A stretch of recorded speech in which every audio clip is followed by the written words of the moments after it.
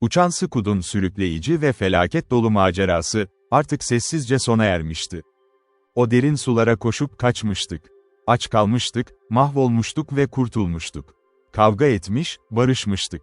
Geriye sadece şükür duası söylemek, bir çizgi çekmek ve yazılmamış günlüğümün taze sayfasına yeniden başlamak kaldı. Her şeyi geri kazandığımı iddia etmiyorum. Mamiye'yi kaybetmiştim, hak ettiğimden fazlasını.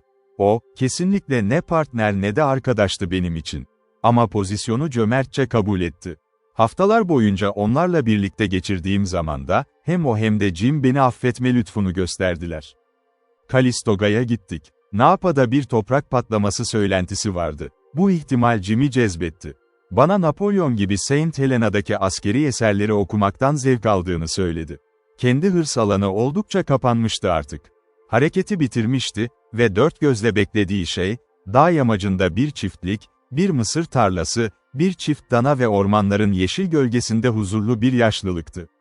"Sadece izin ver sırtımı samanlık tarlasına yasayayım," dedi ve bulacaksın ki o kadar çok macun kadar bir patlayıcım kalmadığını. Ve gerçekten, 2 gün boyunca dinlendi. 3. gün yerel editörle görüştü ve gazetenin 2 bölümünü inceleyerek onu satın almayı düşündü. "Bu tembel bir adam için bir tür tutma yeri," dedi yalvarırcasına, "ve eğer bölge açılacak olursa, içinde dolar olabilir." 4. gün yalnız akşam yemeğine kadar ortada yoktu. 5. gün taze girişimcilik alanına uzun bir piknik yolculuğu yaptık. 6. gün tamamen prospektüs hazırlamakla geçti. McBride'ın öncüsü City, eskiden beri dik ve kendi kendine yeterliydi. Ateş yeniden alevlendi gözünde. Sesine o eski halka sesi geri dönmüştü. Savaşı koklayan bir şarjör gibi. 7. sabah bir ortaklık tapusu imzaladık, çünkü Jim aksi takdirde paramdan $1 bile kabul etmezdi. Ve kendimi, ya da ölümlü parçamı, çantamı, bir kez daha makinelerinin tekerleklerine dahil ettim. Tek başıma San Francisco'ya döndüm ve Palace Otel'deki odama yerleştim. Aynı gece Nariz'i yemeğe çağırdım. Güneş yanığı yüzü, tuhaf ve kişisel konuşma zorluğu, nadiren biten günleri, hepsi zaten uzak görünüyordu. Yemek odasının çıtırtısı ve tıkırtısıyla, bana dalgaların köpürtüsü ve Midway adası etrafındaki deniz kuşlarının sesleri geldi aklıma. Ellerimizin morlukları saçları henüz iyileşmemişti. Ve orada oturduk, bekledik.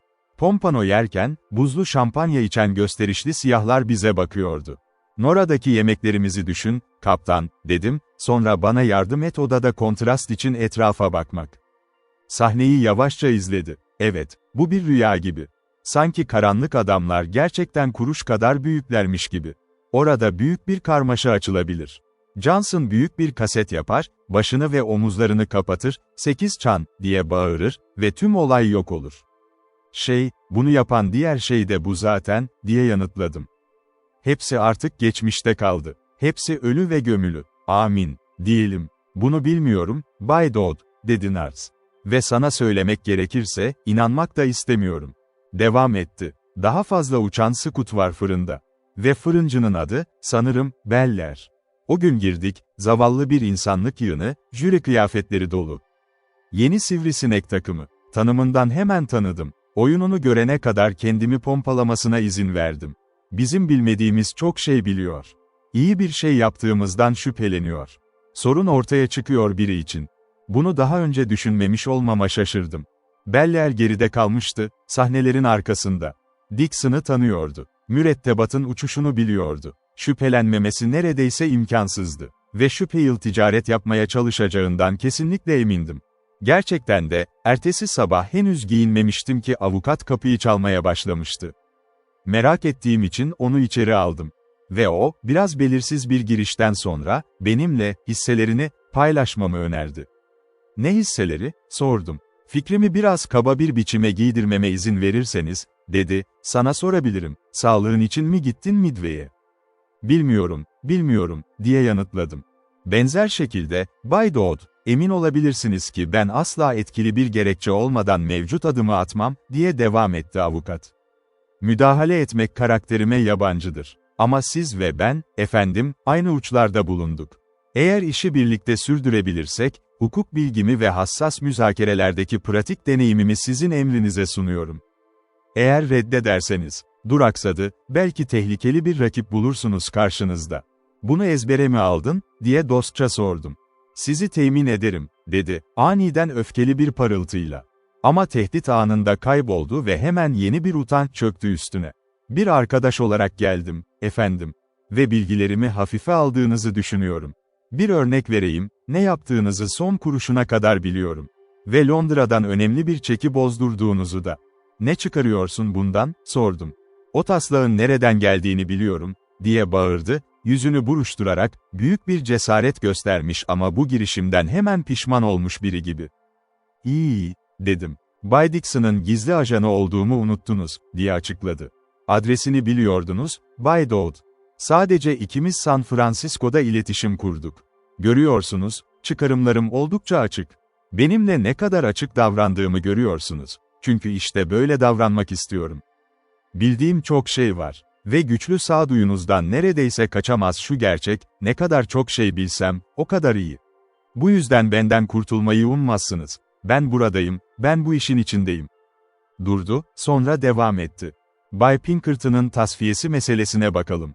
Siz ve ben biliyoruz. Adresi bilen sadece sizdiniz ve onu gizliyordunuz. Diyelim ki Bay Pinkerton ile iletişim kurulsa. Bak buraya," diye sözünü kestim. "Onunla iletişim kur, mavi olana kadar yüzüne. Sadece bir kişiyle iletişim kurmanıza izin vermiyorum, o da benim." "Günaydın." Öfkesini, hayal kırıklığını ve şaşkınlığını gizleyemedi. Saint Vitus tarafından sarsılıyordu sanki. Bu röportajdan tiksinmiştim. Herkesin şüpheli görünmesi bana çok ağır geliyordu. Bu kaçakçıdan daha önce de duyduklarımı duymak, Jim'in eşinden, ama en güçlü izlenimim farklıydı. Daha çok kişisel olmayan bir korku olarak tanımlanabilirdi bu. Adamın korkak küstahlığında doğaya aykırı bir şey vardı. Sanki bir kuzu kalçama vurmuştu.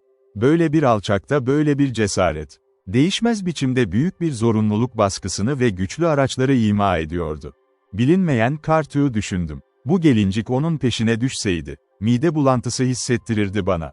Sorgulamadan sonra avukatın sadece yanlış uygulama nedeniyle meslekten çıkarıldığını öğrendim. Bu keşif huzursuzluğumu fazlasıyla artırdı. İşte bir tarafta, parası ya da kazanma imkanı olmayan bir serseri, kapıdan atılmış, kamuoyunda utandırılmış.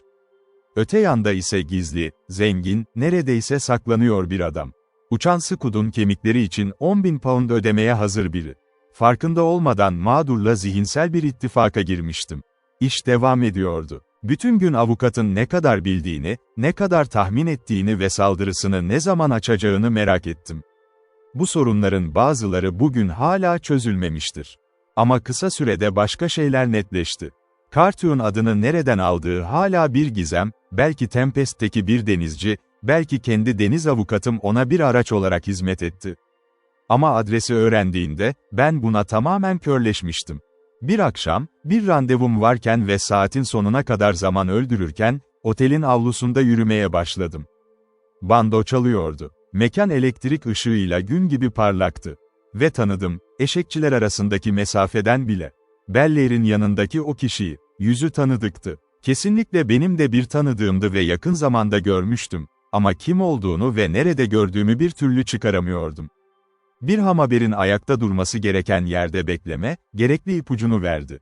Yabancı bir İngiliz deniz subayıydı. Gemisini Honolulu'da bırakmış, sakat olarak eve dönüyordu. Ve gerçekten de, sadece kıyafet değişikliği ve hastalığın etkisiyle hemen tanıyamamıştım onu. Arkadaşım ve muhabirimdi bu kişi. Teğmen Sebright. Bu gezegenlerin bir araya gelmesi uğursuz görünüyordu. Yaklaştım. Ama Bellaire işini yapmış gibiydi, kalabalıkta kaybolmuştu. Ben subayımı yalnız buldum. "Kiminle konuştuğunuzu biliyor musunuz, Bay Sebright?" diye başladım. "Hayır," dedi, "onu Adem'den tanımıyorum." "Her şey yolunda mı?" "O itibarsız bir avukat, yakın zamanda meslekten çıkarıldı," dedim. "Keşke sizi zamanında görmüş olsaydım. Sanırım ona Cartoux hakkında hiçbir şey söylemediniz." Kulakları kızardı. "Çok üzgünüm," dedi. Medeni görünüyordu ve ondan kurtulmak istedim. Sadece adresi sordu. "Ve verdiniz mi?" diye bağırdım. "Gerçekten çok üzgünüm," dedi Sebright. "Korkarım ki, evet, verdim. Tanrı seni affetsin," tek yorumum buydu. Ve sırtımı döndüm hatalı adama. Şimdi ateşin tam içindeydim. Bellaire adresi biliyordu. Ve ben daha fazla yanılırsam, Cartoux onun haberini alacaktı. Bu izlenim o kadar güçlü, o kadar acı vericiydi ki, ertesi sabah avukatın ofisine gittim. Yaşlı bir kadın merdiveni ve tahtaları ovuyordu. "Avukat Beller mi?" dedi yaşlı kadın. Doğu'ya gitti. "Günaydın. Bir sonraki blokta avukat Dean var." Avukat Dean'i rahatsız etmeden, yavaşça otele döndüm. Yolda düşündüm. Yaşlı kadının o kemik gözüktüğü merdiven, dikkatimi çekmişti. Şehrin tüm suyu ve eyaletin tüm sabunu onu temizlemeye yetmezdi. Uzun zamandır kirli sırların bir takas evi, kirli bir dolandırıcılık fabrikasıydı orası. Ve şimdi köşe kiracısızdı. Bir ev hanımı gibi ihtiyatlı biri, ağı devirmiş ve o şişman örümcek artık yeni kurbanların peşinden başka yerlerde sürünüyordu. Son zamanlarda farkında olmadan Carthu'nun tarafını tutmaya başlamıştım. Düşmanı peşindeyken ilgim daha da ısındı. Yardım edip edemeyeceğimi merak etmeye başladım. Flying Squid dramı yeni bir aşamaya giriyordu. İlk aşama olağanüstü bir sonuç vaat etmişti ve ben bunun için çok şey ödemiştim. Biraz daha ödeyip sonunu görebilirdim. San Francisco'da kaldım. Kendimi oyalıyor, para harcıyor, pişman oluyor, sürekli "yarın gidiyorum" diyordum. Neden gerçekten gidip Beller'i gözetlemiyordum? Eğer kaçırsam, Carthu'ya daha yakın olurdum. Eğer bulup izini gizlice takip etsem, makinelerine biraz çubuk koyabilirdim. En kötü ihtimalle, ilginç sahneler ve açıklamalar yaşardım. Böyle karmaşık bir ruh haliyle, ne düşüneceğimi bilemedim. Ve Carthu ile uçan Squid hikayesine bir kez daha sürüklenmiştim. Aynı gece Jim'e veda mektubu yazdım. Doktor Urquhart'a da endişeli bir uyarı gönderdim. Carthu'yu tetiklememesi için yalvararak. Sabah onu feribotta gördüm. Ve 10 gün sonra, Denver şehrinin kasırga güvertesinde yürüyordum. O zamana kadar aklım neredeyse tamamen değişmişti. Kendime Paris'e gideceğimi söylüyordum. Ya da Fontainebleau'da sanata yeniden başlayacağımı. Artık ne Carthu ne Beller'i düşünüyordum. Sadece kendi hevesime gülümseyerek. Yardım etmek isteseydim bile, birini bulacak yolum yoktu. Bulunsa bile, onu etkileyip etkileyemezdim bilinmezdi. Ve tüm bunlara rağmen, saçma bir maceranın tam ortasına düşüverdim. O akşam masadaki komşum, San Francisco'dan tanıdığım bir adamdı. Ovaları benden 2 gün önce geçtiğini fark ettim. Ve işte bu, New York'tan Avrupa'ya giden ilk buharlıydı. 2 gün demek, Beller'den 1 gün önce demekti. Akşam yemeği bitmeden cüzdana baktım. "Beller mi?" diye tekrarladı komşum. "Salonda değil, eminim. 2. sınıfta olabilir. Listeler henüz hazırlanmamış. Ama, dur bir dakika. Harry 500. Beller. İşte tam orada." Ertesi sabah onu ön güvertede bir sandalyede otururken gördüm. Elinde kitap, dizlerinin etrafında yıpranmış bir puma derisi halısı, saygın bir çöküş tablosu. Ara sıra onu göz önünde tutuyordum. Çok okudu. Durdu ve denize baktı. Ara sıra komşularıyla konuştu. Ve bir keresinde düşen bir çocuğu kaldırıp sakinleştirdi. Kalbimden lanetledim onu, kitabı, denizi, çocuğu. Hepsi bana bir tiyatro gösterisinin unsurları gibi geldi. Ve hiç şüphe etmedim ki, zaten yolcuların sırlarını arıyordu.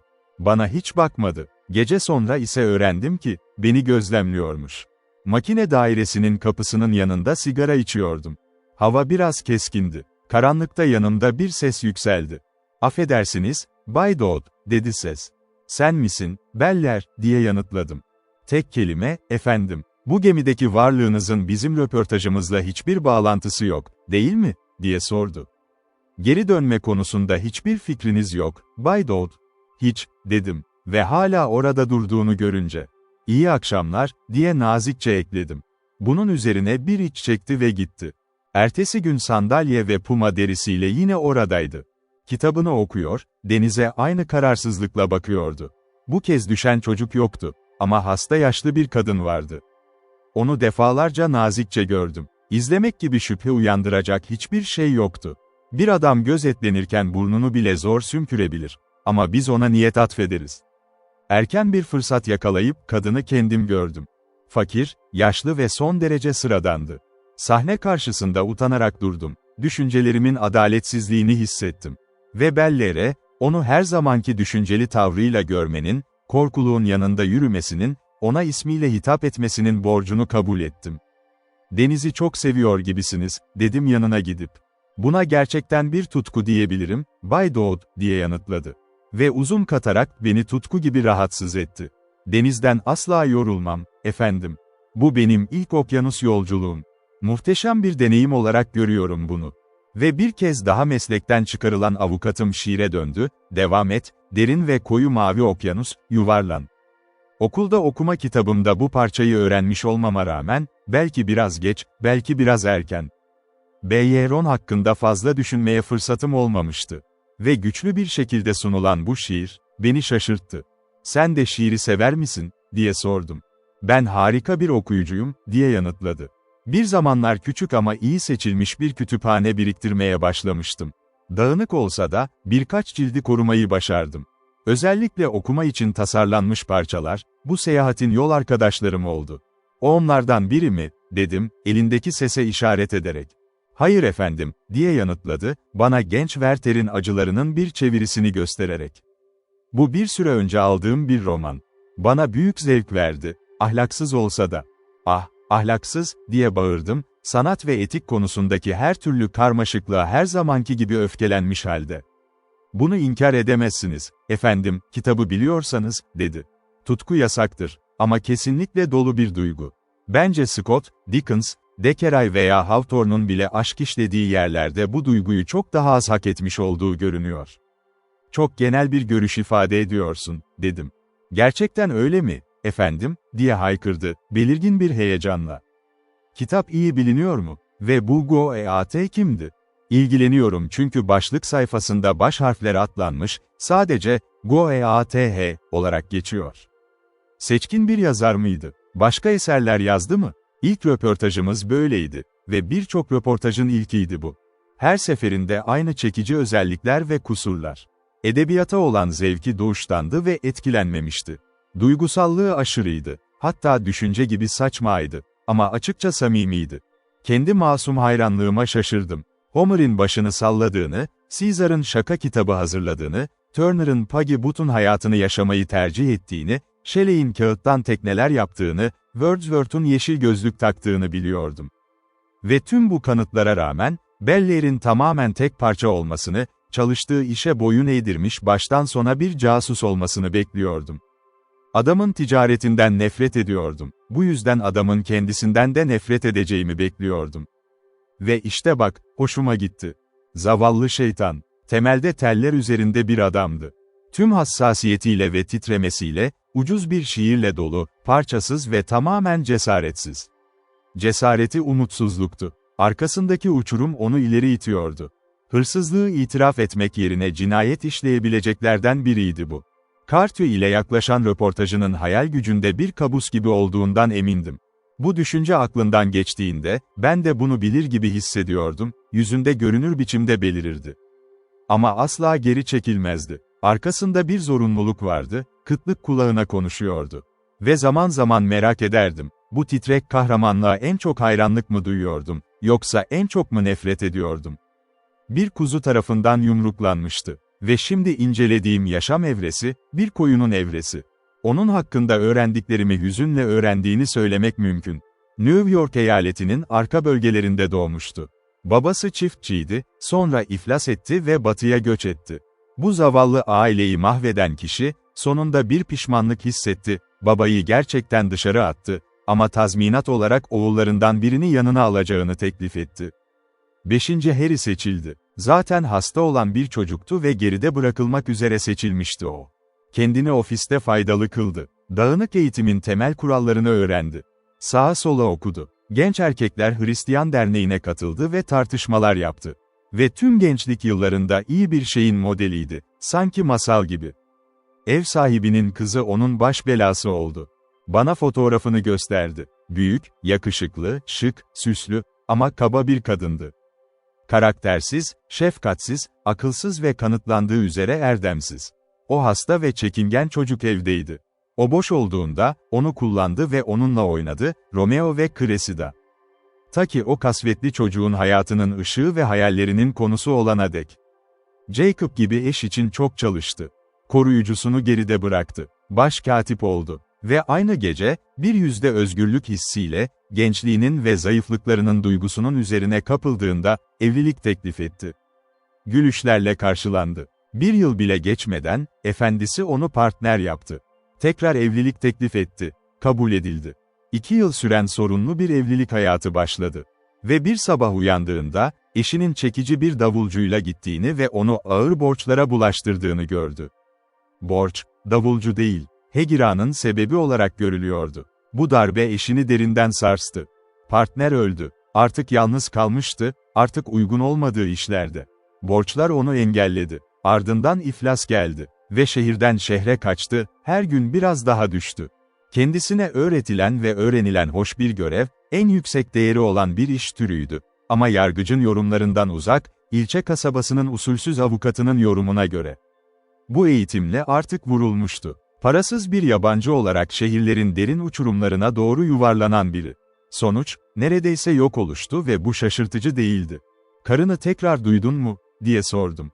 Acınası bir huzursuzluk sergiledi. "Korkarım kötü düşüneceksiniz beni," dedi. "Onu geri aldın mı?" dedim. "Hayır, efendim, sanırım çok fazla özsaygım var," diye yanıtladı. Ve hiçbir zaman cazip kalmadım ona. Gelmeyecek, bana karşı olumlu bir hoşnutsuzluk geliştirmiş görünüyor. Ama ben hoşgörülü bir koca olarak kabul edilirdim. "Hala ilişki içindesiniz, değil mi?" diye sordum. "Kendimi ellerinize bırakıyorum, Bay Dodd," diye yanıtladı. "Dünya çok zor, ben de acı ve ıstırap buldum. Yaşamak için çok zor. Bir kadın için ne kadar daha kötü, kendi kötü davranışlarını inkar etmekten çok uzak, bu kadar talihsiz bir pozisyonda." "Kısacası, onu destekliyor musun?" diye sordum. "İnkar edemem, neredeyse öyleyim," diye itiraf etti. O boynumda değirmen taşı gibi oldu. "Ama bence minnettar. Kendiniz görebilirsiniz." Bana geniş ve cahilce bir el yazısıyla, ama ince pembe kağıt üzerinde monogramlı, mor mürekkeple yazılmış bir mektup verdi. Çok aptalca bir şeydi. Ve birkaç bariz kandırma dışında, çok kalpsiz ve açgözlü bir içeriği vardı. Yazar hasta olduğunu söylüyordu, buna inanmadım. Doktorun faturalarının son havaleyle ödendiğini ilan ediyor, bunların yerine kıyafet, içki ve monogramlar alındığını ima ediyordu. Ve artış için dua ediyordu, ki bunu reddedebileceğimi umabilirdi. "Bence gerçekten minnettar," diye sordum, biraz hevesle. "Sanırım," dedim. "Seni üzerinde hak iddiası var mı?" "Ah hayır, efendim, ondan boşandım," diye yanıtladı. "Bu konularda güçlü bir özsaygı duygusu vardı bende ve hemen boşandım." "Şu anda nasıl bir hayat yaşıyor?" dedim. "Sizi kandırmayacağım, Bay Dodd. Bilmiyorum, özellikle bilmemek, daha onurlu görünüyor." "Çok sert eleştirildiğim söylendi," diye ekledi, iç çekerek. Görülüyordu ki aşağılayıcı bir yakınlığa düşmüştüm. Onu durdurmaya gitmiştim. Ama yaratık için duyduğum acıma, onun bana duyduğu hayranlık, toplumumdaki zevki, beni zincirledi. Belki dürüst olmak gerekirse, yaşamın evrelerine ve insan karakterine olan o yanlış düzenlenmiş ilgimi de eklemeliyim. Gerçek şu ki, her gün saatlerce birlikte vakit geçirdik. Ve ben neredeyse aynı ölçüde hem ön güvertede hem de salonda çok zaman geçirdim. Ama tüm bu süreçte, o anda kirli bir işe atılmış kötü bir hileci olduğunu asla unutamadım. İlk başta kendime, tanışıklığımızın bir sanat darbesi olduğunu ve Cartou'yu güçlendirdiğimi söyledim. Söyledim, evet, ama o zaman bile inanacak kadar aptal değildim. Bunlar karakterimin iki baş özelliğini en büyük ölçekte sergiliyordu, çaresizliğim ve içgüdüsel erteleme sevgim. Ve o kadar saçma bir yola düşmüştüm ki, hatırladığımda hala utanıyorum. Bir öğle vakti Liverpool'a vardık. Yağmur yoğun yağıyordu ve sinsi bir biçimde kirli kasabanın üzerindeydi. Sadece makul bir planım yoktu yaramazın kaçmasına izin vermemek için. Sonunda onunla aynı hana gittim. Onunla yedim, ıslak sokaklarda onunla yürüdüm. Ve onunla birlikte o saygıdeğer parçayı, izin bileti adamını, ucuz bir tiyatroda dinledik. Bu, onun tiyatro ziyaretlerinden biriydi. Eğlence mekanlarına güçlü bir önyargısı vardı. Ve onun masum, gösterişli konuşmaları, masum eski alıntıları ve halk şov karakterine duyduğu masum saygı, beni rahatlayamayacak kadar sevindirdi. Hayır, bir amaç için üzerinde durmuyorum. Belki de zevklerimi abartıyorum. Kabul etmeliyim ki kendim için de makul bahanelere ihtiyacım vardı. Ve itiraf ettiğimde, Cartouche meselesine gelince tek kelime etmemiştim. Ertesi gün Chester'ı ziyaret etmek için erteledim her şeyi. Chester'da katedralde yürüdük, duvarlarda dolaştık, Shakespeare ve müzikal gözlükleri tartıştık. Ve yarın için yeni bir randevu aldık. Stratford, Warwick, Coventry, Gloucester, Bristol, Bath, Wells'i ziyaret ettik tek tek, ne kadar sürdüğünü unuttuğuma sevindim. Her aşamada sahnelerle ve bağlantılarla konuştuk. Ben çizim yaptım, şıllıkçı şiir fışkırttı, mezar yazıları kopyaladı. Kim şüphe edebilirdi ki, sadece kendini geliştirmek için seyahat eden sıradan Amerikalılarız. Kim tahmin edebilirdi? Birinin bir şantajcı olduğunu, aksiyon sahnesine yaklaşırken titrediğini. Diğerinin ise çaresiz bir amatör dedektif olduğunu, olayları bekleyen. Hiçbirinin gerçekleşmediğini söylemek gereksiz. Ya da en azından, Cartwheel koruma planımla en az uyumlu olanların gerçekleştiğini. Gerçi iki küçük olay oldu. Ama şıllıkçı hakkındaki anlayışımı fazla değiştirmediler. Gloucester'daydık. Pazar günü oradaydık ve ben ayini katedralde dinlememizi önerdim. Şaşırtıcı biçimde yaratığın bir inancı vardı. Sadık olduğu kendi ailesi. Beni yalnız gitmeye bıraktı. Ya da hiç gitmemek için ve uygun bir gölgede gizlice terk edilmiş bir sokaktan Bethel veya Ebenezer'e kaçtı. Öğle yemeğinde tekrar karşılaştığımızda, huzursuzdu. Benimle hiçbir dolaylı konuşma yapmana gerek yok, Bay Dodd, dedi aniden. Davranışlarımı olumsuz bir bakış açısıyla değerlendiriyorsunuz. Beni çok ikiyüzlü olarak görüyorsunuz, çok korkuyorum. Saldırı beni biraz şaşırttı. Ne düşündüğümü mesleğin hakkında biliyorsun, diye yanıtladım, zayıf ve kaba bir şekilde. Affedersiniz, konuyu zorlayacak gibi görünüyorsam, diye devam etti. Ama hayatımı yanlış buluyorsan, beni lütuf aracından mı ihmal etmeliyim? Bir konuda beni yanlış görüyorsan, her konuda mı yanlış koyuyorsun? Kilise günahkar için değil mi, efendim? Mevcut girişimin için bir kutsama mı istedin, diye alaycı bir şekilde baktım. Saint Vitus'a ait kötü bir kriz geçirdi. Yüzü değişmişti ve gözleri parladı. Sana ne yaptığımı söyleyeceğim, diye bağırdı. Talihsiz bir adam ve sefil bir kadın için dua ettim ve onlara destek olmaya çalıştım.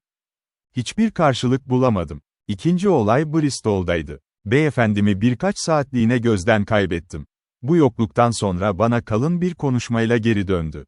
Dolaşan ayak sesleri, alçı ile beyazlanmış bir sırt. Yarısını beklerken yemiştim. Ama bunu görünce ağlayabilirdim. Tüm engeller üst üste yığılmıştı o zayıf sırtta. Ev belası, sinir hastalığı, hoş olmayan bir dış görünüm, boş cepler ve ahlaksızlığın kölesi olma. Uzun süreli birlikteliğimizin çifte korkaklığın sonucu olduğunu asla inkar etmeyeceğim. Her biri birbirini bırakmaktan, konuşmaktan korkuyordu. Ya da ne söyleyeceğini bilmiyordu. Gloucester'daki yanlış iması dışında, ikimizin de aklındaki en önemli konu gömülüydü. Cartwheel, Stalybridge'le Cartwheel, Stalybridge Minster, ki çoktan elimizde en yakın istasyon olarak belirlenmişti. Hatta Dorsetshire adı bile büyük bir özenle kaçınılıyordu. Ama hepimiz ilerliyorduk. Geniş İngiltere'de rüzgarsız bir gemi gibi, varış noktamıza yaklaşıyorduk. Ve sonunda, nasıl olduğunu zar zor anlayabiliyorum, yerel trenin gecikmesiyle Stalybridge Minster'ın kiracısız platformuna indik. Kasaba eski ve sıkışıktı. Çinili evler, surlarla çevrili bahçeler, kilisenin orantısız büyüklüğünün gölgesinde. Yolun her iki ucunda da tarlalar ve ağaçlar görünürdü. Her sokağın köşesinden, ülkeden sessizce yeşil çimenler akın ederdi içeri. Arılar ve kuşlar çoğunluğu oluşturuyordu. Her bahçede kovan sıraları, her evin saçakları kırlangıç yuvaları, kilisenin tepeleri bütün gün kanatlarla dolup taşıyordu. Kasaba Roma temeline dayanırdı. Ben de hanın alçak pencerelerinden dışarı bakarken, neredeyse şaşırmadan bakardım yorgun bir sençuryonun lejyonerleriyle sokaktan gelişine. Turistin mizacından hiç hoşlanmadım. Haftalarca zaman kaybetmiştim. Hiçbir şey başaramamıştım. Randevunun arifesine gelmiştik ve ne planım vardı ne de müttefiklerim. Kendimi özel bir providence ve amatör dedektife dönüştürmüştüm. Para harcıyor ve utanç biçiyordum. Sürekli kendime en azından konuşmam gerektiğini söylüyordum. Bu utanç verici sessizliği çoktan kırmam gerekiyordu ve şimdi kırılmalıydı. İlk teklif ettiğinde kırmalıydım. Trende kırmalıydım. Han kapısında, otobüs kalkarken kırmalıydım. Bu düşünceyle döndüm ona, yüzünü buruşturmuş gibi göründü, kelimeler içimde bitti dudaklarımda. Ve bunun yerine, Minster'ı ziyaret etmemizi önerdim. Bu görevi yerine getirirken yağmur başladı. Tropiklere layık bir yağmur. Tonoz yankılandı. Her gargoyle anında tam gücüyle boşanıyordu. Ayak bileğine kadar çamur içinde haneye geri döndük. Ve öğleden sonranın geri kalanı boyunca, hava bozuk, seller gürültülü. 2 saat boyunca önemsiz şeyler konuştum, sohbeti zahmetle besleyerek. 2 saat boyunca aklım her an göreve hazır, ama bir sonraki güne erteliyordum. Cesaretimi toplamak için akşam yemeğinde biraz köpüklü şarap içilmesini istedim. Ortaya çıktığında iğrençti. Dudaklarıma koyamadım. Bellier ise damağı böcek gibi dayanıklı olduğundan onu kendisi bitirmek zorunda kaldı. Şüphesiz şarap onu kızarttı. Şüphesiz öğleden sonraki utancımı fark etmişti. Şüphesiz krize yaklaştığımızın farkındaydı. Ve o akşam, onunla birlikte olmazsam, kendime açık bir düşman ilan etmem gerektiğini biliyordu. En azından kaçtı. Akşam yemeği bitmişti. Sessizliğimi bozmaya kendimi o an için bağlamıştım. Artık gecikme alınmaz, artık bahane edilemezdi. Biraz tütün içmek için yukarı çıktım, ki bu koşullar altında sadece zorunluluk olarak görülüyordu. Ve döndüğümde, adam gitmişti. Garson bana evden ayrıldığını söyledi. Yağmur hala terk edilmiş kasabanın üzerine dökülüyordu, geniş bir duş gibi. Gece karanlık ve rüzgarsızdı. Sokak uçtan uca parlak bir şekilde aydınlatılmıştı, lambalar, ev pencereleri ve yağmur havuzlarındaki yansımalar. Yolun karşısındaki bir pub'dan arp tınısı ve hüzünlü bir ses yükseldi, çapa tartıldı ve diğer deniz şarkıları. Çıllıkçı neredeydi? Muhtemelen o lirik meyhaneye gitmişti. Yine mülakatımın noktalarını gözden geçirdim, ki rakibim sahnede olmadığında her zaman çözülmüş gibi görünüyordum. Ve yine yetersiz geldiler. Bu moral bozucu egzersizden çıkıp Han kahvesinin yerel eğlencelerine yöneldim. Bir ara demiryolu rehberine baktım. Stalybridge'den ne kadar çabuk ayrılabileceğimi, Paris'e ne kadar hızlı ulaşabileceğimi gördükten sonra dikkatimi başka bir yere verdim.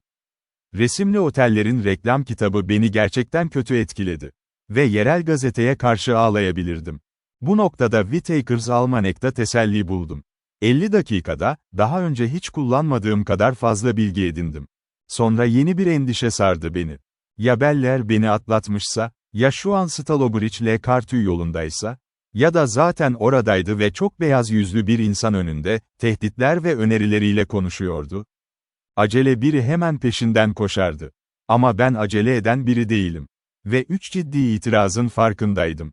Birincisi, Bellier'in gerçekten gittiğinden emin olamazdım. İkincisi, o saatte uzun bir yolculuk için hiçbir isteğim yoktu. Üçüncüsü, gitsem bile nasıl karşılanacağımı, karşılanırsam ne söyleyeceğimi bilmiyordum.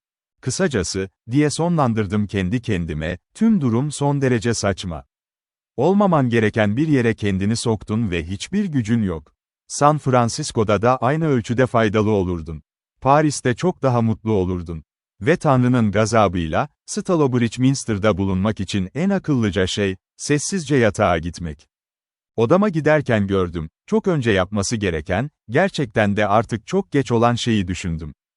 Cartue'a yazmak. Yani gerçekleri anlatmak. Bellier'i tarif etmek, mümkünse kendini savunmasına izin vermek, kaçacak zamanı varsa ona vermek. Bu, son öz saygı darbesiydi. Ve kendimi yatağıma attım. Saat kaçtı, bilemiyorum. Kağıt girişiyle uyandım. Bellier mum taşıyordu. Sarhoştu, çünkü baştan ayağa bataklıkla doluydu. Ama artık ayıktı ve şiddetli duygular altındaydı. Zar zor kontrol ediyordu kendini. Gözle görülür şekilde titriyordu. Ve ardından gelen röportajda birden fazla kez gözyaşları sessizce yanakları taştı.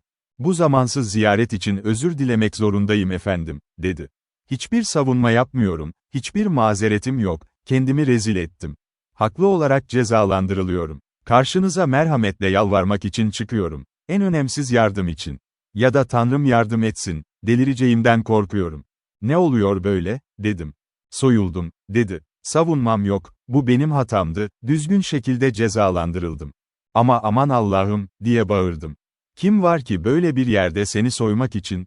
Hiçbir görüş oluşturamıyorum, diye yanıtladı. Cansız bir hendekte yatıyordum. Bu aşağılayıcı bir itiraf, efendim. Sadece kendimi savunmak için şunu söyleyebilirim, belki kısmen utancımın sorumlusu sensin. Bu zengin şaraplara alışık değilim. Paran hangi formdaydı? Belki izlenebilir, dedim. İngiliz egeni olarak. New York'ta değiştirdim. Çok iyi bir takas, dedi. Sonra kısa bir salgınla, Tanrım, bunun için ne kadar uğraştım, diye bağırdı. Bu cesaret verici gelmiyor, dedim. Belki polise başvurmaya değer. Ama umut verici bir dava gibi görünmüyor. Ve o yönde hiç umudum yok, dedi Beller. Umutlarım, Bay Dodd, tamamen size bağlı. Küçük, çok küçük bir avansın mükemmel bir yatırım doğasında olacağını rahatlıkla ikna edebilirim. Ama insanlığınıza güvenmeyi tercih ederim. Tanışmamız alışılmadık bir temelde başladı. Ama beni bir süredir tanıyorsunuz. Bir süre oldu. Neredeyse samimi olduğumuzu söyleyecektim. İçgüdüsel sempatiyle kalbimi size açtım, Bay Dodd. Buna güveniyorum, inanıyorum, eminim ki beni nazik bir duyguyla dinlediniz. İşte bu beni bu affedilemez saatte yanınıza getiriyor. Ama kendinizi benim yerime koyun, nasıl uyuyabilirdim? Bu pişmanlık ve umutsuzluk karanlığında. Yanımda bir arkadaş vardı, demek ki sizi düşünmeye cesaret ettim. İçgüdüseldi. Koşup yanınıza geldim. Boğulan bir adam samana tutunur gibi. Bu ifadeler abartılı değil, zihnimin huzursuzluğunu zar zor anlatıyorlar. Ve düşünün, beni umuda nasıl kolayca geri getirebilirsiniz? Küçük bir borç, sadakatle ödenecek. $500 bolca olurdu. Yanan gözlerle beni izledi. 400 kişi yeterli olurdu. Sanırım Bay Dodd, ekonomi açık olsa da, 200'le de idare edebilirim. Sonra bana kartın cebinden ödeyecek misin, dedim. Çok minnettarım. Ama size ne yapacağımı söyleyeyim, bir buharlıya binmenizi sağlayacağım, San Francisco'ya giderken yolunuzu ödeyeceğim. Ve oraya bindiğinizde $50 kasa elde, New York'ta size verilecek. Sözlerimi içine çekti. Yüzü kurnaz düşüncelerin coşkusunu yansıtıyordu. Orada, açıkça okuyabiliyordum, sadece bana fazla ulaşmayı düşünüyordu. Peki, Frisco'da ne yapacağım, diye sordu. Hukuktan çıkarıldım, mesleğim yok, kazanamam, yalvarmak, alıntıyı duraksadı. Ve biliyorsun ki yalnız değilim, diye ekledi. Diğerleri bana bağlı. Pinkerton'a yazacağım, diye yanıtladım. Eminim ki size bir iş bulmada yardımcı olabilir. Bu arada, varışınızdan sonraki 3 ay boyunca, 1. ve 15. günlerde kendinize $25 ödeme yapacaksınız. Bay Dodd, bu teklifte ciddi olduğunuza pek inanmıyorum, diye karşılık verdi. Davanın koşullarını unuttunuz mu? Bu insanlar bölgenin büyükleri. Bu gece salonda bahsediliyordu, servetleri sadece gayrimenkul olarak milyonlarca dolar. Onların evleri, Katerine'den küçük değil. Ve bana birkaç yüz rüşvet teklif ediyorsunuz. Sana rüşvet vermiyorum, Bay Beller. Sana sadaka veriyorum, diye geri döndüm. Seni karanlık işinde ilerletmek için hiçbir şey yapmayacağım. Ama seni isteyerek aç bırakmam da mümkün değil. O zaman bana $100 ver, iş bitsin, diye bağırdı. Söylediğimi yapacağım, ne daha fazla ne az, dedim. Kendine iyi bak, diye bağırdı. Aptalca bir oyun oynuyorsun. Boşuna düşman kazanıyorsun. Bununla hiçbir şey kazanamazsın, uyarıyorum seni. Sonra o ani değişikliklerinden biriyle. $70, sadece 70, merhametle, Bay Dodd, ortak bir hayırseverlikle. Kaseyi dudaklarımdan alma. Nazik bir kalbin var. Konumumu düşün, o mutsuz eşi hatırla. Daha önce onu düşünmeliydin, dedim. Teklifimi yaptım ve uyumak istiyorum. Son sözünüz bu mu, efendim? Düşünün. Her iki tarafı da tartın, benim acım, kendi tehlikeniz. Uyarıyorum, yalvarıyorum. Cevap vermeden önce ölç, diye yarı yalvardı yarı tehdit etti, ellerini kenetleyerek. İlk sözüm, son kelimem, dedim. Adamın üzerindeki değişim şok ediciydi. Şimdi öfke fırtınasına kapılmıştı. Sarhoşluğun etkisi tekrar yüzeye çıktı. Yüzü şekilsizleşti, sözleri öfkeyle çılgınca döküldü. Pantomimi başlı başına aşırıydı. Saint Vitus'un erişimiyle daha da bozulmuştu. Belki soğuk görüşümü size bildirmeme izin verirsiniz, diye başladı, görünüşe göre kendine hakim, ama gerçekte öfkeyle patlarken, yüceltilmiş bir azizim, bir damla su için uluyorsun ve seni görmek çok mutlu. Son sözün bu, yüzüne vur, casus, sahte dost, şişman ikiyüzlü, karşı çık, meydan okuyorum, küçümsüyorum ve tükürüyorum sana. Ben izdeyim. Onun izi ya da senin, kan kokusu alıyorum, peşinden gideceğim ellerim ve dizlerimin üstüne çökerek. Seni bulacağım, avlayacağım seni. Güçlü olsaydım, hayati değerlerini bu odadan çıkarırdım, onları sökerdin. Lanet olsun, lanet olsun, lanet olsun. Beni zayıf mı sanıyorsun? Isırabilirim, kanı ısırabilirim, seni incitebilirim, seni rezil etmek. Böylece anlaşılmaz biçimde öfkeliyken, sahne değişti. Toprak sahibi ve han hizmetçilerinin çeşitli derecelerde yarı uykulu bir haliyle girişiyle son buldu. Onlara geçici deliliğini açıkladım. Onu odasına götürün, dedim. Sadece sarhoş. Bunlar benim sözlerimdi. Ama daha iyisini biliyordum. Bay Beller, son ana saklanan bir keşfi açıklamıştı, gizli ve temel delilik. Uyanmadan çok önce, hileci ortadan kaybolmuştu. Faturasını ödemeden bırakmıştı. Nerede olduğunu sormama gerek yoktu. Çok iyi biliyordum. Geriye sadece takip etmem gerektiği kalmıştı. Ve sabahın yaklaşık 10'unda, Stalobridge'le Kartu için yola çıktım.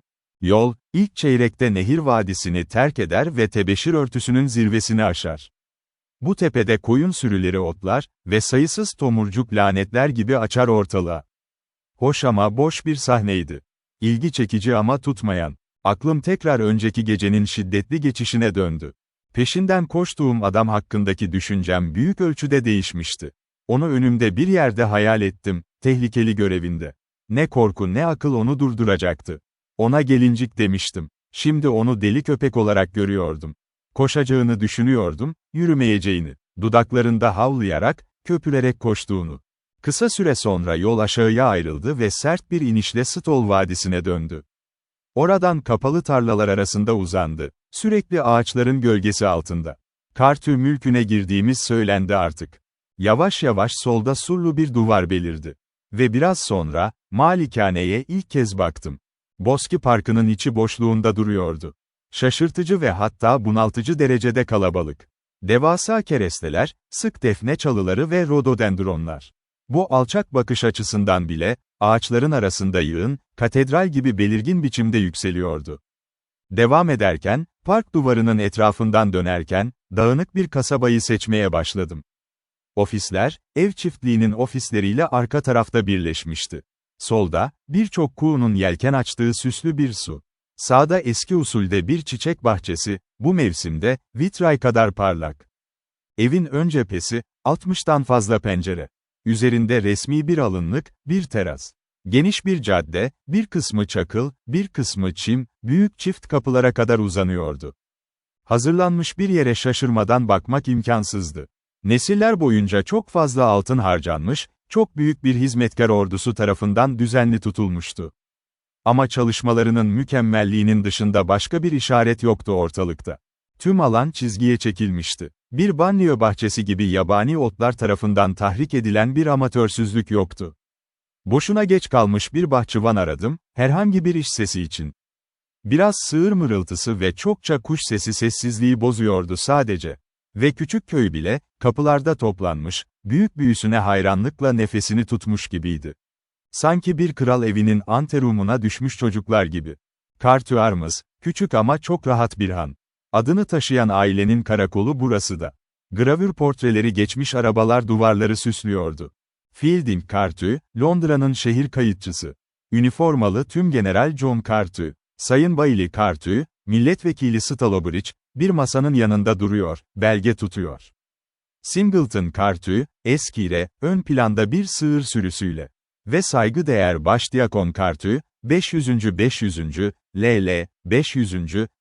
1000. Elini küçük bir çocuğun başında son derece soğuk bir şekilde tutmuş. Bir Amerikalı için, bu ailenin bu kadar üstün olduğu hissi baskıcıydı. Gravürlerin efsanelerinden toplanan basit yıllıkları düşündükçe, şaşkınlık tiksintiye karışmaya başladı. Bay Kayıtçı, şüphesiz onurlu bir görevde. Ama bu kadar nesil boyunca, bir Cartu daha yükseğe çıkabilirdi. Asker tümgeneralde sıkışıp kalmıştı. Kilise adamı arşidiyakonut çiçek açmış, daha ileri gidememiş. Ve Sayın Bailey, gizli konseye ne zaman girdiğini hala öğrenemedim. Ne kadar geniş imkan, ne kadar uzun başlangıç ve ne kadar mütevazı bir başarı. Köye gelip salonu ziyaret etmemek, küçümseme olarak görülürdü. Kuğuları beslemek, tavus kuşlarını görmek ve Rafael'si, çünkü bu sıradan insanlar gerçekten iki Rafael'e sahipti. Ünlü sığır ırkı arasında hayatını ve uzuvlarını riske atmak. Ve hala hayatta olan babaya, Donaybrist'teki o ünlü meşe kazananına, saygı duruşunda bulunmak. Bunlar, görünüşe göre bu haç yolculuğunun kaçınılmaz durakları. Direnecek kadar aptal değildim. Genel iyi niyetime belki ihtiyacım olabilirdi. Ve iki haber geldi, istifamı hızla değiştirerek. Birincisi, Bay Norris'in evden, seyahat ettiği, anlaşıldı. İkincisi, benden önce bir ziyaretçi gelmiş ve Cartu meraklarını çoktan gezip görmüştü. Kim olduğunu tahmin ediyordum. Ve şans, zaten benim için seçilmiş alt bahçıvanı, selefime de aynı işlevi yapmıştı. Evet efendim, dedi bahçıvan, Amerikalı bir beyefendi geldi. En azından tam bir centilmen olduğunu düşünmüyorum. Ama çok medeni bir kişiydi. Görünüşe göre bu kişi, Carthy Chillinghams'ı takdir edecek kadar medeni davranmış, tüm haç yolculuğunu yürüyerek gerçekleştirmiş ve neredeyse Donay Bristol'in önünde diz çökmüştü. Bana söyledi, efendim, diye devam etti memnun bahçıvan, İngiltere'nin muhteşem evlerini çok okumuştu, ama bizimkini ilk kez görüyordu. Uzun sokakta nefesini aldı. Burası gerçekten bir lord bölgesi, diye bağırdı. Ve burayı sevmesi doğal görünüyordu. Zira Bay Carthy Amerika'da ona nazik davranmıştı. Gerçekten minnettar bir insan ve çiçeklerle harika. Bu hikayeyi hayranlıkla dinledim. Alıntılanan ifadeler kendi hikayelerini anlatıyordu. Açıkça şıllıkçının ağzından çıkmıştı bunlar. Birkaç saat önce onu bir akıl hastanesine uygun görmüştüm. Yabancı bir ülkede, muhtemelen kahvaltısız, Norris'in yokluğuyla ağır bir darbeyi yemiş, umutsuzluk içinde olmalıydı. Ve şimdi, giyinmiş, aklı başında, kasıtlı, hayranlık dolu, manzaralara bakarak, çiçekler koklayarak, kitap gibi konuşuyor. Karakterin gücü hem hayranlık veriyordu hem de beni korkutuyordu. Bu ilginç, dedim alt bahçıvana. Bay Carthy ile biraz tanışma fırsatım oldu. Ve bu batılı dostumuzun İngiltere'de hiç bulunmadığını düşünüyorum. Adı, Bellair değil mi? İsmini duymadım, efendim. Ona karşı bir şey biliyor musunuz, diye bağırdı rehberim. Dedim, kesinlikle Bay Carthy'nin yokluğunda burada olmasını isteyeceği biri değil. Aman tanrım, diye bağırdı bahçıvan. O kadar hoş bir konuşmaydı ki, bir tür okul öğretmeni sanmıştım. Belki efendim, doğrudan Bay Denman'a gitmek ister misiniz? Bay Denman uşağımız, efendim. Teklif memnuniyetle karşılandı. Özellikle Carthy Chillinghams çevresinden zarif bir çıkış fırsatı sunuyordu. Ve çalılıkların arasından kısa bir yol kestirerek bowling meydanını geçtik. Salonun arka çeyreklerine doğru. Bowling meydanı büyük bir porsuk çitiyle çevriliydi ve içeri girildiği bir kemeri vardı hızla. Bu pasajdan ayrılırken, kondüktörüm beni tuttu. Saygıdeğer Lady Anne Carthy, dedi Ağustos bir sesle fısıldayarak. Omzunun üzerinden baktığımda, yaşlı bir kadın gördüm. Bastona yaslanmış, bahçe yolunda biraz hızlı topallıyordu. Gençliğinde son derece yakışıklı olmalıydı. Ve topallayarak yürümesi bile onu alışılmadık, neredeyse tehditkar bir onurdan mahrum bırakamazdı. Hüzün her yüzünden, her gözünden akıyordu. Doğrudan önüne bakıyor, sanki talihsizliği düşünüyordu. Üzgün görünüyor, dedim, o yanımızdan geçip gittikten sonra. Morali biraz kötü efendim, diye yanıtladı yardımcı bahçıvan. Bay Carthy, yaşlı beyefendi, bir yıldan kısa bir süre önce öldü. Lord Tilibody, hanımefendinin kardeşi, 2 ay sonra. Ve sonra genç beyefendiyle ilgili üzücü olaylar. Untingfield'da öldü efendim, hanımefendinin favorisiydi. Bay Norris hiç ona eşit olamadı. Yani anladım, dedim ısrarla. Sevgilim, ne kadar üzücü. Ve bu, fakir Carthy'nin dönüşü, tüm o şey, bu işleri düzeltmedi mi? Hayır efendim, bunun bir işareti yok, diye yanıt geldi. Daha kötüsü, her zamankinden daha fazla. Sevgilim, canım, dedim tekrar. Bay Norris geldiğinde, onu görmekten gerçekten memnun görünüyordu, dedi peşimden gelen ses. Ve hepimiz memnunduk, çünkü kim genç beyefendiyi sevmez ki? Ah efendim, uzun sürmedi. O gece konuştular, tartıştılar ya da bir şeyler. Hanımefendisi acı içindeydi. Eski günler gibiydi, ama daha kötüydü. Ve ertesi sabah Bay Norris yine seyahatlerine çıktı. Denman, dedi Bay Denman'a, bir daha asla geri dönmeyeceğim. Ve gitti. Sesini kıstı, ileri gitmiş olabileceğinden korkarak, bunları bir yabancıya söylemem gerekmiyor, efendim. Gerçekten çok şey anlatmıştı, kendisinin de tahmin etmediği şeyler. O fırtınalı gece açık dönüşünde, Carthy hikayesini anlatmıştı. Yaşlı lady sadece yas tutmaktan fazlasıyla meşguldü. Ve yürürken baktığı düşünceler, Midway adası ve uçan Scoot ile ilgiliydi bunların. Bay Denman sorularımı huzursuzlukla dinledi ama bildirdi, şıllıkçı çoktan gitmişti. Gitti mi, diye bağırdım. O zaman ne için gelmiş olabilir? Sana bir şey söyleyeyim, evi görmek için değildi. Başka bir şey olabileceğini sanmıyorum, diye yanıtladı uşak. Güven bana, öyleydi, dedim. Ve neyse ki, elde etti. Bu arada, Bay Carthy şu an nerede? Evden olduğunu öğrenmek üzücü. Yolculukla meşgul, efendim, diye cevapladı uşak, kuruca. Ah, bravo, diye bağırdım. Orada bir tuzak kurdum size, Bay Denman. Şimdi sormama gerek yok. Eminim ki bu meraklı yabancıya söylemediniz. Kesinlikle hayır, efendim, dedi uşak. Onu, ve, harfiyle uğurladım. Bay Norris gibi. Ama gerçek bir coşkuyla değil. Çünkü adresi almak için kendim utanmaz bir şey başaramıştım. Ve Belleir'in daha başarılı olduğuna ya da hala burada olduğuna, hala Bay Denman'ı yetiştirdiğine dair kesin bir inanç hissettim. Bahçeden ve hayvanlardan kaçmıştım. Evden kaçamıyordum. Gümüş saçlı, ince gümüş sesli ve değersiz bilginin tükenmez akışıyla biri beni tablolar galerisinden, müzik odasından, büyük yemek odasından, uzun oturma odasından, Hint odasından, tiyatrodan geçirdi. Her köşesi, bitmek bilmeyen malikane boyunca. Sadece bir yer ayrılmıştı, bahçe odası, Lady Anne'in şimdi çekildiği yer. Dışarıda bir an durakladım. Kapıyı açtım ve kendi kendime gülümsedim. Durum gerçekten tuhaftı. Bu ince tahtalar, uçan Scoot'un sırrını bölüyordu. Bu arada, ziyareti ve Belleir'in ayrılışını düşünüyordum. Adresi aldığına oldukça emindim. Doğrudan sorgulamayla elde etmediğine ikna olmuştum. Bir zeka, şanslı bir tesadüf ona hizmet etmişti. Benzer bir şans, eşit bir yaratıcılık gerekiyordu. Yoksa çaresiz kalmıştım. Gelincik koşmalı avı. Büyük meşeler düşer. Rafaels dağılır. Ev bir borsacıya kiralanır. Ve 5 ya da 6 cemaat ağzı bir anıya dönüşür. Böyle büyük bir iş, bu kadar eski bir malikane, bu kadar eski ve soluk bir aile, sonsuza dek bir Latin çeyreği öğrencisinin zekası ve kurnazlığına yenik düşecekti. Belleir'in yaptığını ben de yapmalıydım. Aynı şekilde. Şans mı yoksa yaratıcılık, zeka mı şans? Caddede yürürken değişimleri çalıp duruyordum içimden. Kırmızı tuğla cepheye, evin parıldayan pencerelerine ara ara bakıyordum. Şansı nasıl yönetebilirdim? Zekayı nerede bulacaktım? Bu düşünceler beni han kapısına götürdü. Ve burada, tüm erkeklerle iyi kalma politikama uygun olarak, eve aileyle birlikte yemek davetini kabul ettim bar salonda. Bay Higgs ile oturdum. Eski uşak. Bayan Higgs, eski hizmetçi. Ve Bayan Ans Higgs, uyuklu küçük kız. En az umut verici ve olayın gösterdiği gibi, en kullanışlı olan.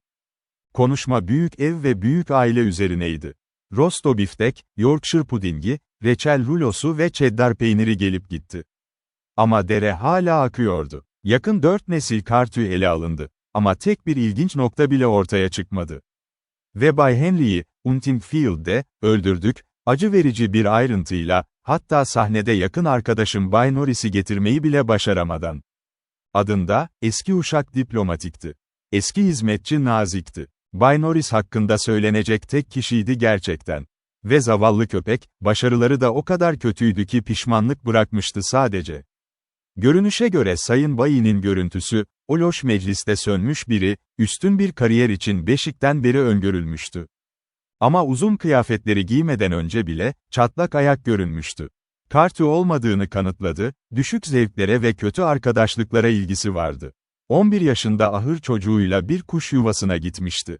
20 yaşına yaklaşırken ve ailenin temel unsurlarını sergilemesi beklenirken, bir sırt çantasıyla kırda dolaşmış, eskizler yapmış, Weyside'inlerde arkadaşlık etmişti.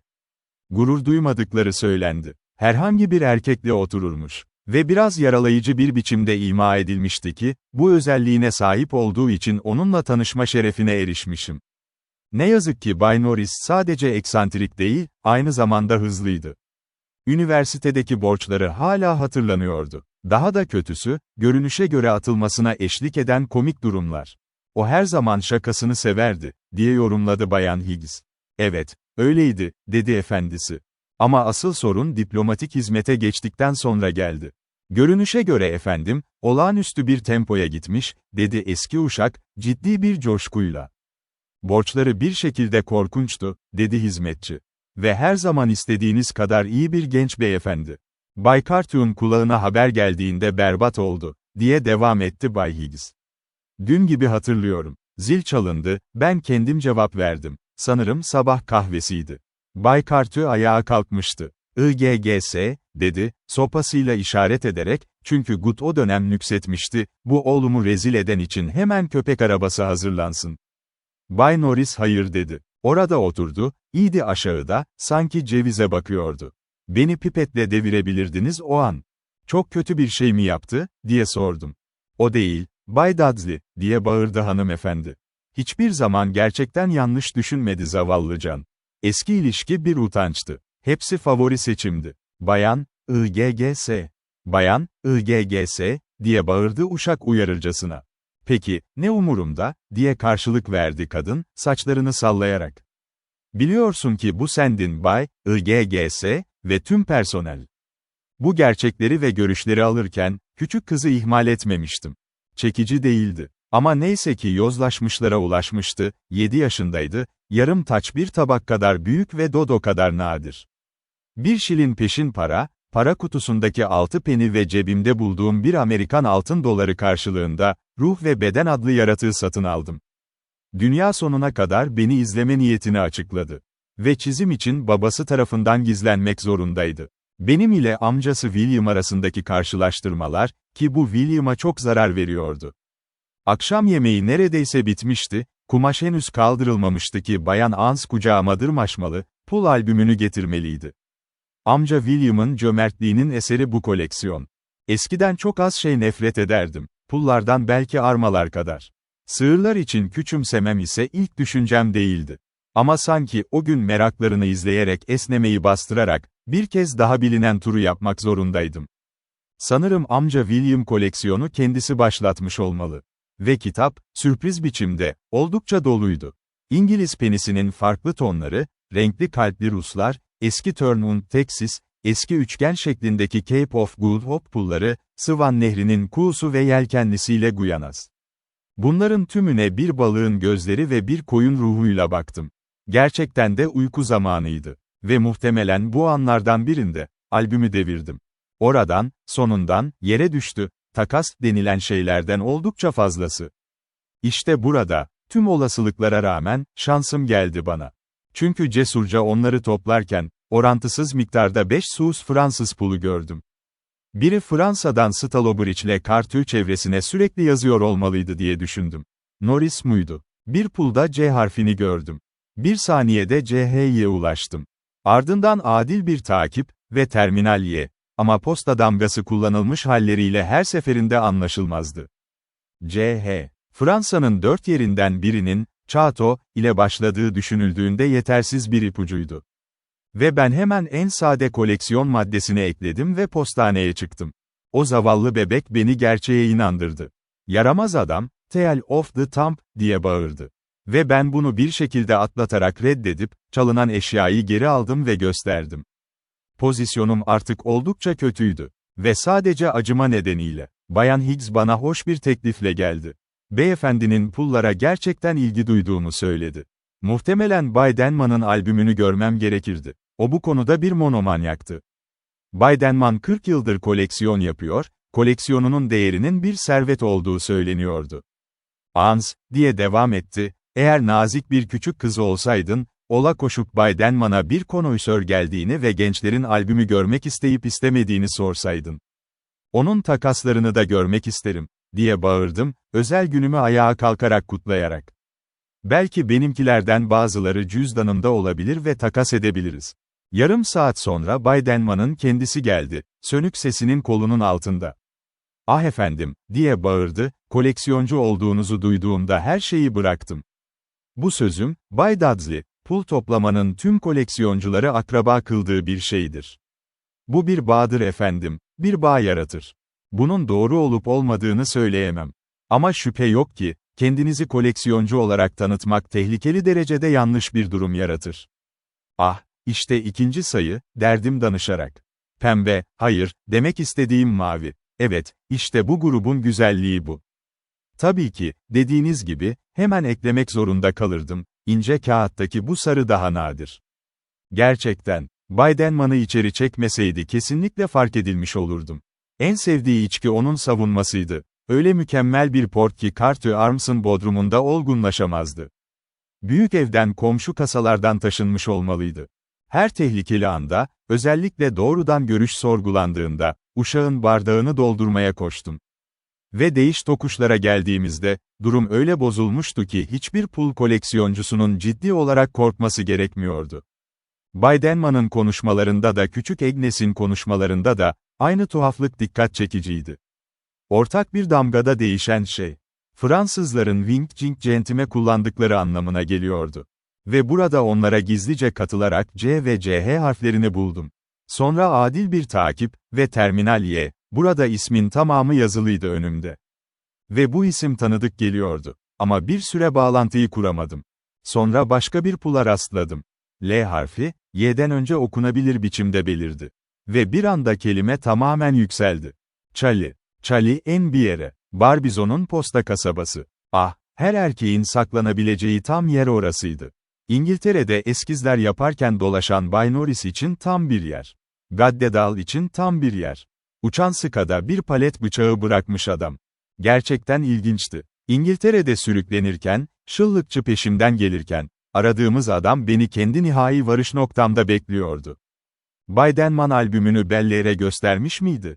Bellaire de benim gibi bu ipucunu silinmiş bir posta damgasından yakalamış mıydı? Bunu asla bilemezdim. Ve önemli de değildi artık. Eşittik. Görevim tamamlandı. Pul koleksiyonuna olan ilgim utanmadan söndü. Şaşkın Denman oyundan ayrıldı. Ve atı hazırlatarak, zaman çizelgesine daldım. Eylül ayının öğleden sonra saat 2 civarında Barbizon'a vardım. Günün ölü saati. Tüm işçiler resimleri bırakmış, tüm tembelerin ormanda ya da ovada dolaştığı saat. Dolambaçlı Causeway Caddesi yalnız ve han boştu.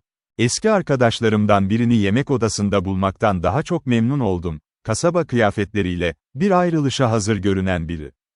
Portmanteau yanında yerde yatıyordu. "Neden, Stennis?" diye bağırdım, "burada bulunmasını beklediğim son adamdın sen.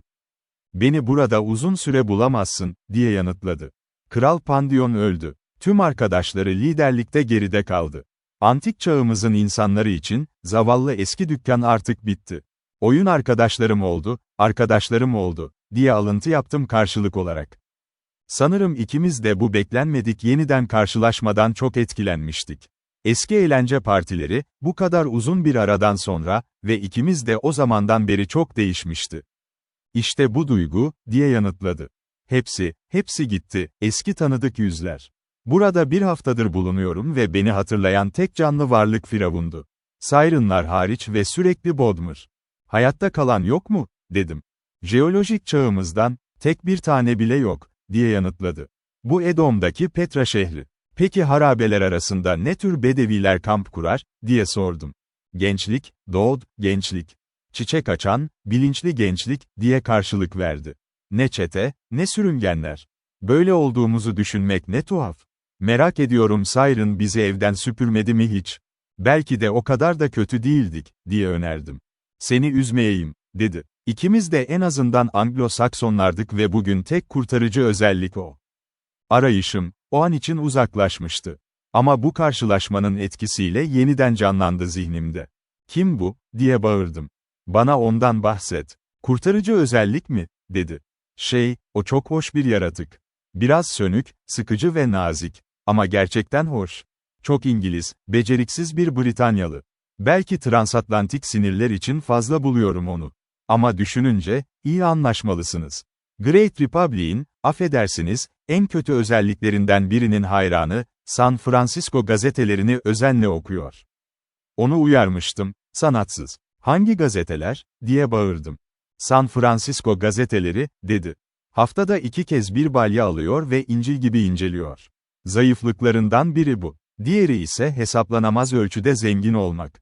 Masa'nın eski stüdyosunu tutmuş, hatırlıyor musun, yolun köşesindekini. Maliyeti ne olursa olsun döşetmiş ve orada şaraplar, yüzgeçler ve sanat eserleriyle çevrili yaşıyor. Bugünün gençliği Cavern Desponge'a çıktığında, biz her şeyi yapardık, onlar da yapıyor, sanki maymun gibi. Bu madden ardından bir sepet şampanyayla geliyor.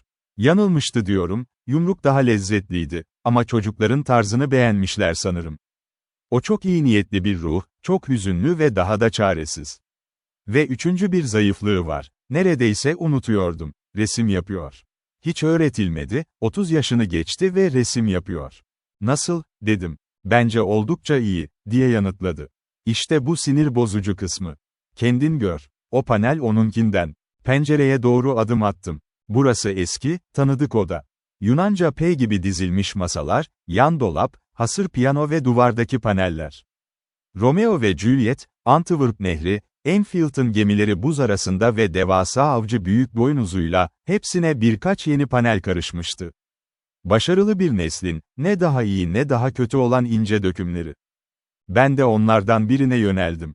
Kaba ve esprili bir şekilde ele alınmış, çoğunlukla palet bıçağıyla yapılmış bir şeydi. Bazı kısımlarda renk mükemmeldi, bazılarında tuval sadece kil yüklüydü.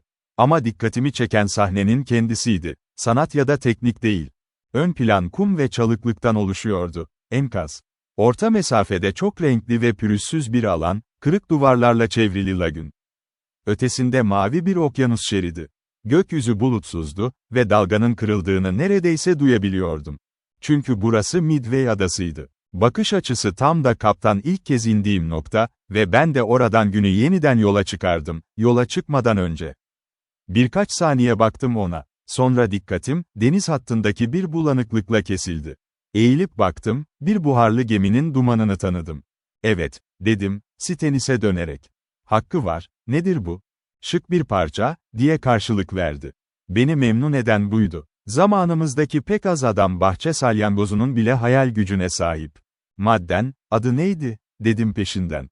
Madden, diye tekrarladı. Çok seyahat etti mi, dedim.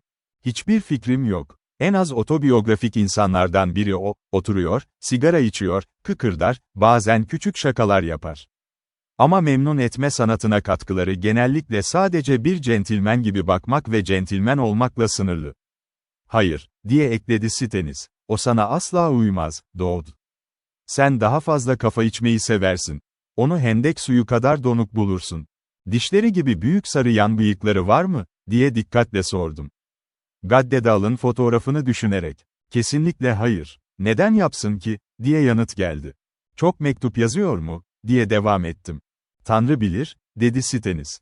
Neyin var senin? Seni böyle bir halde daha önce hiç görmedim. Gerçek şu ki, adamı tanıdığımı düşünüyorum, dedim. Sanırım onu arıyorum. Bence o benim uzun zamandır kayıp kardeşim. En azından ikiz değiller, diye karşılık verdi Stennis. Ve tam o sırada, bir araba haneye doğru geçti, ayrılışını da birlikte getirerek. Akşam yemeğine kadar ovada yürüdüm, tarlalarda dolaştım. İçgüdüsel olarak gözlemden kaçınıyor, birçok uygunsuz ve sabırsız duyguyla boğuşuyordum. İşte bir adamdı bu, sesini duyduğum, hayatımın birçok gününü ilgi ve kaygıyla doldurduğum, sanki bir sevgili için uyanık yattığım ve rüyalar gördüğüm. Ve şimdi eli kapıdaydı. Şimdi buluşacaktık. Şimdi sonunda, yedek mürettebat. Güneş Angelas Ovası'nın üzerine battı. Saat yaklaştı, cesaretim azaldı. Geride kalan köylüleri geçtim eve dönüş yolunda. Lambalar yakıldı, çorba servis edildi. Herkes masadaydı ve oda, içeri girmeden önce bile sesten dolup taşmıştı. Yerimi aldım. Maddenin tam karşısındaydım. 6 feet'ten uzun ve iyi yapılı. Saçları koyu ve gümüş çizgili. Gözleri koyu ve nazik. Ağzı çok iyi niyetli. Dişleri takdire şayan. Keten ve eller zarif. İngiliz kıyafetleri, İngiliz sesi, İngiliz duruşu, topluluktan belirgin biçimde seçiliyordu. Yine de kendini evinde hissettirmişti ve belli bir sessiz popülariteye sahip gibiydi, gürültülü gençler arasında. Garip, gümüş bir kıkırdama çıkarırdı. Gerçekten eğlendiğinde bile gergin bir kahkaha. Büyük yapısı ve erkeksi, hüzünlü yüzü yüzünden hasta kabul ediliyordu. Bu kahkaha içimde bütün akşam yemeği boyunca bir üçgen notası gibi çınladı, modern Fransız müziğinin bir parçası gibi. Ve bazen bir nezaketi vardı adamda, daha çok sözlerinden çok tavrında hissedilen. Bu eğlencelere payını katılıyordu, yüksek ruhlu biri gibi değil, ama onaylanmış iyi niyetli biri gibi. Kendini unutmaya alışmış, başkalarını memnun etmeye alışmış biri. Eski askerlerde de aynı gülümseyen hüzün ve sosyal bir öz küçümseme görmüştüm. Ona bakmaktan korktum, bakışlarım derin heyecanımı ele verebilirdi. Ve şans bana o kadar iyi geldi ki, çorba neredeyse kaldırılmadan, doğal olarak tanıştırıldık. Chateau Siro'nun ilk yudumu, uzun zamandır ayrı kaldığım bir şaraptı ve beni konuşmaya itti. "Ah, bu asla olmaz," diye bağırdım İngilizce. "Korkunç bir şey, değil mi?" dedi Madden, aynı dilde. Şişemi paylaşmanı rica ederim. Buna Chambertin diyorlar, ki öyle değil. Ama oldukça kabul edilebilir ve içinde bir adamın içebileceği hiçbir şey yok. Kabul ettim. Daha iyi bilgiye giden her yol işe yarardı. Adın Madden, sanırım, dedim. Eski dostum Stennis geldiğimde senden bahsetti. Evet, gittiği için üzgünüm. Bu gençlerin arasında kendimi tam bir Dede William gibi hissediyorum, diye yanıtladı. Benim adım Dodd, dedim. Evet, dedi. Madame Siren bana öyle söyledi. San Francisco'dan Dodd, diye devam ettim. Eski Pinkerton ve Dodd. Montana Block, sanırım, dedi. Aynı, dedim. İkimiz de birbirimize bakmıyorduk. Ama elinin kasıtlı olarak ekmek topları yapmasını görebiliyordum. İşte senin güzel bir şeyin, diye takip ettim, o panel. Ön plan biraz kirli olabilir, ama lagün mükemmel. Bunu bilmen gerekir, dedi. Evet, diye yanıtladım. Bunu oldukça iyi değerlendirebilirim, paneli. Uzun bir duraklama oldu. Bel-Air adında bir adam tanıyorsun, değil mi, diye devam etti. Ah, diye bağırdım. Doktor Urquhart'tan haber aldın mı? Tam bu sabah, diye yanıtladı. Bel-Air konusunda acele yok, dedim. Bu oldukça uzun bir hikaye ve oldukça saçma bir hikaye. Ama bence birbirimize anlatmak için iyi bir anlaşma yapalım. Belki daha yalnız olana kadar beklesek iyi olur. Sanırım evet, dedi. Bu adamlardan hiçbiri İngilizce bilmiyor. Ama benim evimde daha rahat oluruz. Sağlığınız, Dodd. Ve birlikte masanın karşısında şarap içtik. Böylece, bu tek giriş. 30'dan fazla kişi, sanat öğrencileri, sabahlıklı kadınlar ve pirinç tozuyla kaplanmış, 6 ayak uzunluğunda Siren tabakları başımızın üzerinden geçip dururken ve gürültülü gençler yeni röle gibi girip çıkarken. Bir soru daha, dedim. Tanıdın mı, sesi? Sesimi mi, diye tekrarladı. Nasıl tanıyabilirim? Hiç görmedim seni, hiç tanışmadık. Ama şimdiye kadar konuştuk, dedim. Ve sana bir soru sormuştum, hiç yanıtlamadın. O zamandan beri kendim için binlerce daha iyi gerekçe buldum. Aniden beyazlaştı. Aman tanrım, diye bağırdı. Sen, telefondaki adam mısın? Başımı salladım. Vay vay vay canına, dedi. Seni affetmek için epeyce cömertlik gerekir. Ne geceler geçirdim. O küçük fısıltılar o zamandan beri kulağımda ıslık çalıyor, bir anahtar deliğindeki rüzgar gibi. Kim olabilirdi? Ne anlama gelebilirdi? Sanırım o sefalet döneminden daha gerçek, daha sağlam bir şey yaşamıştım. Duraksadı. Endişeli görünüyordu. Ama beni rahatsız edecek daha fazlası vardı, diye ekledi, ya da rahatsız etmeliydi. Ve yavaşça bardağını boşalttı. Görünüşe göre birbirimizi bilmecelerle çıldırtmak için doğduk, dedim. Kafamın yarılacağını çok düşünmüşümdür. Cartue aptalca kahkahasına patladı. Ama ne sen ne de ben bulmacanın en kötüsüyüz, diye bağırdı. Daha derinleri var içeride. Peki onlar kimdi, dedim. Sigortacılar, dedi. Kesinlikle, diye bağırdım. Bunu hiç düşünmemiştim. Onlar ne düşünebilirlerdi ki? Hiçbir şey, diye yanıtladı Cartue. Açıklanamaz bir durumdu. Lloyd, SETA küçük satıcılardan oluşan bir grubun sendikası içindeydi bu. Onlardan birinin artık bir arabası var. İnsanlar onu gerçek derin ve harika bir finansör olarak nitelendiriyor. Diğeri ise karlı küçük bir villa. Ama hepsi umutsuzca karışık ve birbirleriyle tanıştıklarında nereye bakacaklarını bilmiyorlar. Tıpkı agurlar gibi. Akşam yemeği biter bitmez beni yolun karşısına, masanın eski stüdyosuna taşıdı. Garip biçimde değişmişti. Duvarlarda duvar halısı, birkaç güzel gravür ve bazı harika resimler, bir Rousseau, bir Corot, gerçekten harika eski bir krome, bir Whistler ve sunucumun sahiplendiği bir parça ki bence Titian olabilirdi. Oda konforlu bir şekilde döşenmişti.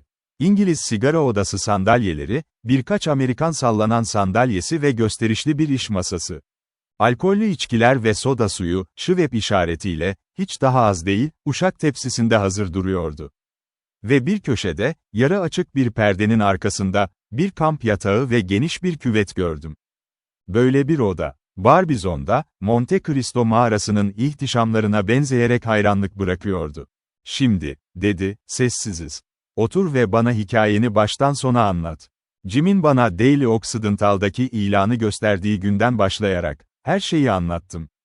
Charlie Posta damgasının göründüğü Pul albümüne kadar. Uzun bir işti. Cartue ayrıntılara doyamıyordu ve uzattı. Köşedeki eski saat gece yarısını vurana kadar, bitmemişti. Ve şimdi, dedi, sıra döndü. Sana söylemeliyim, ne kadar nefret etsem de. Benimki kötü bir hikaye. Nasıl uyuyabildiğimi merak edeceksin. Daha önce bir kez anlattım, Bay Dodd. Lady Anne mi, dedim. Sandığım gibi, diye yanıtladı. Ve doğrusunu söylemek gerekirse, bir daha asla anlatmamaya yemin etmiştim. Ama bir şekilde sen bunu hak ediyor gibi görünüyorsun. Yeterince pahalı ödedin. Tanrı bilir. Ve Tanrı bilir, umarım beğenirsin şimdi anladığında. Bununla birlikte hikayesini anlatmaya başladı. Yeni bir gün doğmuştu. Horozun sesi köye yayılmıştı. Sabahın erken saatlerinde orman işçileri yoldaydı. Ve o, işini tamamlayacaktı.